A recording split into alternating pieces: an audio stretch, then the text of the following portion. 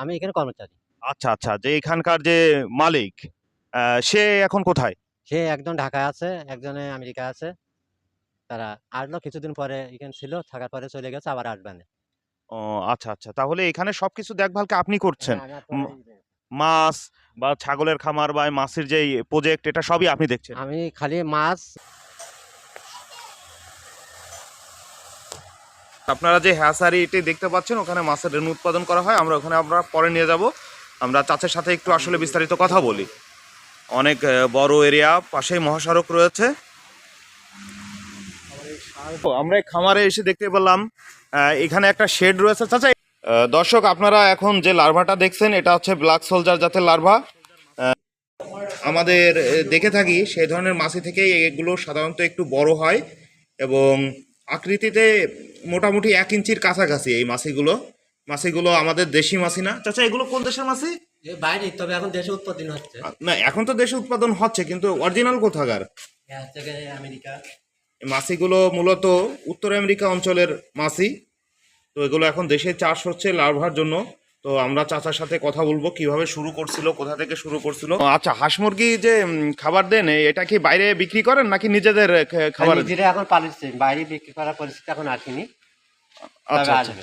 আচ্ছা, চলেন তাহলে আপনাদের ওই প্রক্রিয়াটা দেখি একটু। হ্যাঁ, এই দেখেন, আমার হাতে এসে বসছে মাছি কিছু।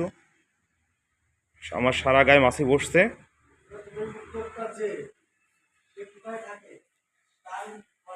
এই এই এক কথায় পুরো শেডটাই আপনারা দেখতে পাচ্ছেন, পুরো শেডটাই মাছি। এটা কি চাচা? এটা মাছের পানি খেতে দিচ্ছি, এটা খাদ্য খাবারের জন্য পানির পরে নির্ভর। তাই? জি। পানির ভিতরে কি মেডিসিন দাও? না না না, খাবার শুধু সাদা পানি। শুধু সাদা পানি? হ্যাঁ, কোনো মেডিসিন কিছু দিয়া না, খালি পানি। এই নেটের পরে বসছে, এইরা চুষে চুষে খাবে। আচ্ছা আচ্ছা, এর কি অন্য কোনো খাবার লাগে ওই লার্ভার খাবার বাদে? অন্য কোনো খাবার লাগে না। মাছের কোনো খাবার লাগে না? সাধারণত মাছে কতদিন বাঁচে? 15 দিন বাসে একটা মাছি। ও, একটা মাছে 15 দিন করে বাঁচে। 15 দিনে কয়বার ডিম দেবে চাচা? 15 দিন ও প্রত্যেকদিন ডিম দেবে। প্রত্যেক দিনই ডিম দেয়? প্রত্যেকদিন ডিম।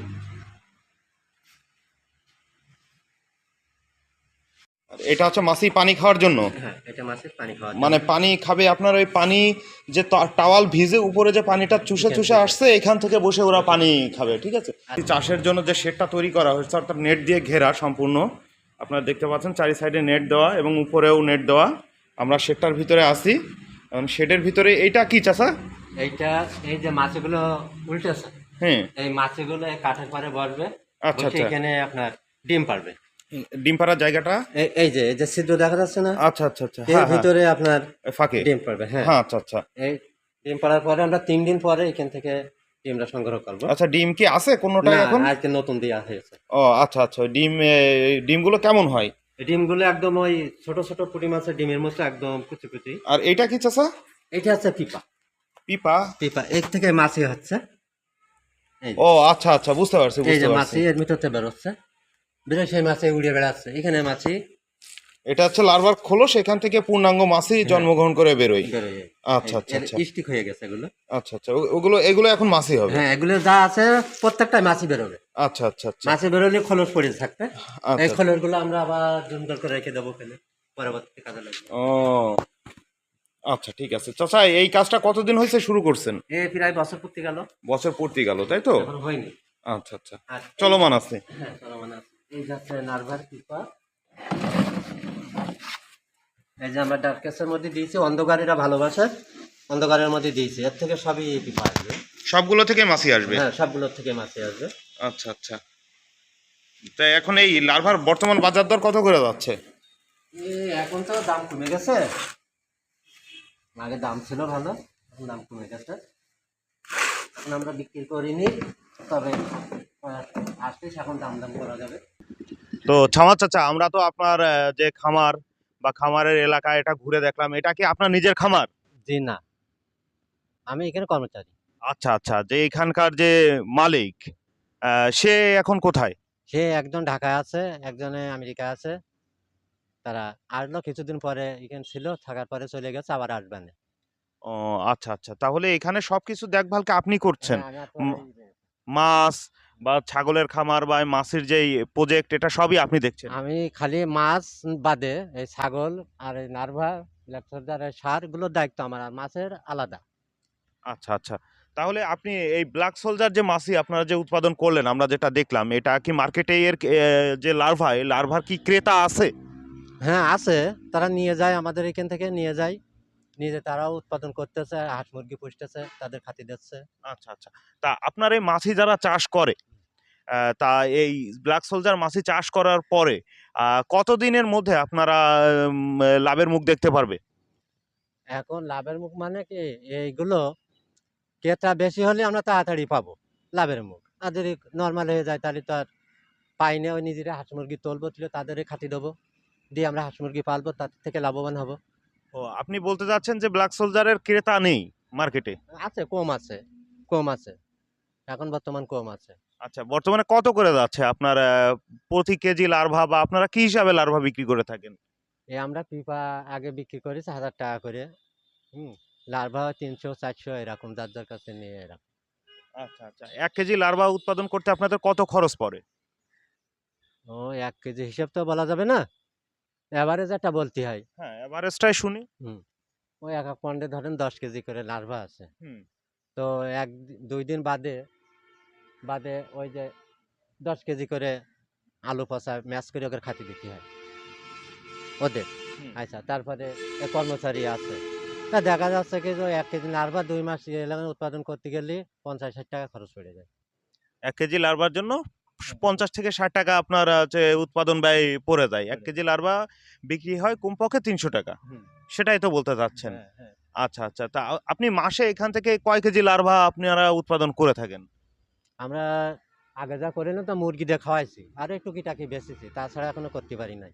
আপনার ধারণা নেই যে কতটুকু আপনারা বের করেছেন? ও, প্রায় 500 600 কেজি মতো বের করেছি আমরা, মুরগি তুলিলাম, তুলে মুরগি দিয়ে খাওয়াইয়ে। ও আচ্ছা, মানে আপনাদের নিজেদের যে খামারের যে মুরগি, সেটাকে, সেটার খাবারের জন্যই আপনারা এই লার্ভা উৎপাদন করছেন, এবং পরবর্তীতে যেটা এক্সট্রা থেকেছে সেটাই কি বিক্রি করছেন? সেটাই বিক্রি করেছে সীমিত। আর তারপরে আমাদের এই মাছি কমিয়ে গেল, গেলে এই পর্যন্ত রয়েছে, এখন মাছি হবে, তারপর আবার নার্ভা হবে। ও আচ্ছা আচ্ছা, মাছি কমে যাওয়ার পরে এখন রয়েছে, মানে এর থেকে অনেক মাছি ছিল, আমি তো দেখলাম অনেক মাছি রয়েছে, এর থেকেও অনেক ছিল। আচ্ছা আচ্ছা, আচ্ছা কি সার এটা? এগুলো হচ্ছে কম্পোস্ট সার, আমরা বানায় হচ্ছে তোমার খাঁটি গোবর, শুকনা গোবর ভিতরে দিয়ে, এর ভিতরে আমরা কেঁচো দিই, কেঁচো দিয়ে উপরে পানি দিই, পানি দেওয়ার পরে কেঁচোগুলো এই গোবরগুলো খেয়ে সার বানায় ফেলাই। সেই সারগুলো আমরা 1 মাস পরে এই চালনি দিয়ে চাইলে নিই, নিয়ে ছোট অংশগুলো আমরা বের করে নিই, বড়গুলো আবার থেকে যায়। এই হচ্ছে কাজ।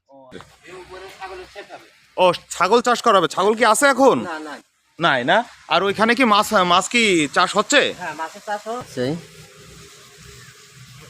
চাষা একটা গাছে কতটুকু আদা হয়? 500 গ্রাম 600 গ্রাম করে হবে এক এক গাছে। হাফ কেজি হয়? হ্যাঁ হ্যাঁ। আচ্ছা আচ্ছা, এই আপনারা নিজেদের সার ব্যবহার করে আদা চাষ করছেন? দর্শক, ইন্ডা জায়গা খালি না রেখে একটুখানি বুদ্ধি করে পাশে কিছু আদা গাছ লাগিয়ে দিয়েছে নিজেদের উৎপাদিত সার থেকে। এখানে আদা হচ্ছে, এবং প্রতিটি গাছে কমপক্ষে আধা কেজি করে আদা হবে। আমরা এখানে দেখছি আদা গাছ, এবং পাশেও প্রচুর পরিমাণে আদা গাছ রাখা রয়েছে। আপনার অনেক জায়গা জুড়ে অনেক গাছ। তো চাচা, কতটুকু আদা হবে আপনার মানে কয় মন আদা হইতে পারে? এখন 500, ওই যে 500 বস্তা করা আছে। আচ্ছা আচ্ছা 500 বস্তায় আমরা ধরেছি 500 গ্রাম করে আদা এক এক বস্তায়। আচ্ছা আচ্ছা তাই 500 গ্রাম 500 বস্তায় যা আছে হিসাব করলে আচ্ছা, পাওয়া যাবে। 250 কেজি। হ্যাঁ। আচ্ছা চাচা।